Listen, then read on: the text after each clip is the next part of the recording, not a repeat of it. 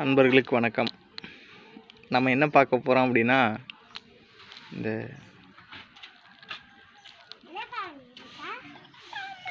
சிறுகண் பீளை பூ அப்படின்னு சொல்லுவாங்க. நம்ம பொங்கல் பூ அப்படின்னு சொல்லுவோம். பொங்கலுக்கெல்லாம் இந்த பூ வாங்கி நம்ம வீட்டில் முன்னாடி வைப்போம்.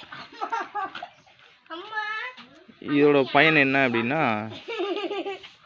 அடிவயிறு பிரச்சனை, அடிவயிற்று வலி, அதுக்கு இதை தண்ணியில் கொதிக்க வச்சு குடித்தோம் அப்படின்னா சரியாகும். அப்புறம் சிறுநீர் சம்மந்தமான பிரச்சனை, சிறுநீரில் கல் இருக்குது, அந்த மாதிரி பிரச்சனைக்கும் இது தீர்வாக இருக்கும்.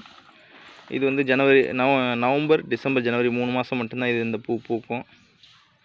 அப்போ இதை சேமித்து வைக்கணும். அதுக்காக தான் நம்ம பொங்கல் டயத்தில் எடுத்து அந்த வீட்டில் முன்னாடி வச்சுக்கிறோம் அப்படின்னு சொல்கிறோம். எப்போல்லாம் வயிறு வலி இல்லை சிறுநீர் சம்மந்தமான பிரச்சனை வருதோ அப்போ இந்த பூவை எடுத்து தண்ணி போட்டு நல்லா கொதிக்க விட்டு அதை வடிகட்டி குடிக்கணும் அப்படின்னு சொல்லுவாங்க. நன்றி, வணக்கம்.